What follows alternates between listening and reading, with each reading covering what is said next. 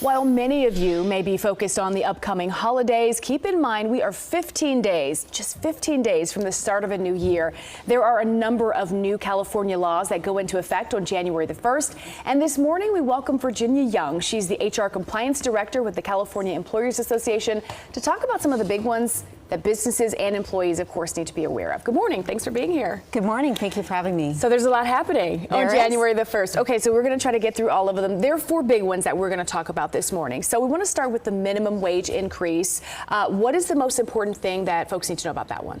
Well, the minimum wage is rising to $16.50 an hour. Employers may be subject to even higher hourly requirements if their local city or county has a higher minimum wage. And many of those local ordinances are going up on January 1st as well. And we do know there was an initiative on the ballot for California this past November that did not pass.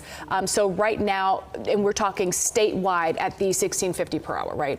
Yes, okay. That's the statewide minimum wage on January 1. Okay. All right. The second new law we want to talk about, it's called the crime victim leave. There's some changes to crime victim leave. So let's talk about that. Sure. The most important thing to remember about that new law is that it's expanding an existing protection for employees who are victims of violent crimes.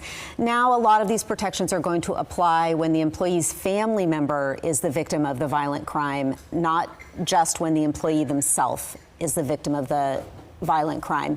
And there will be a new notice requirement that employers have to give every year, which is not something that they have to remember to do now. Okay. All right. And number 3 talks more about, it's called the captive audience meeting ban. Talk more about this and what it means. Yeah. So this law restricts employers' ability to force employees to attend meetings for the employer to discuss their religious or political views, including their views on union organization.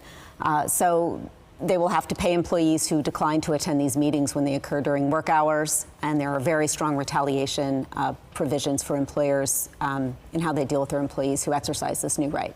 And the fourth one is about driver's license requirements, and this is SB 1100. Tell us more about that one. Right. SB 1100 forces employers to really give some thought about whether driving is actually a requirement of the job, and whether other methods of transportation would be comparable to meeting the job functions before making a driver's license a requirement on an employment application or in a job posting or advertisement.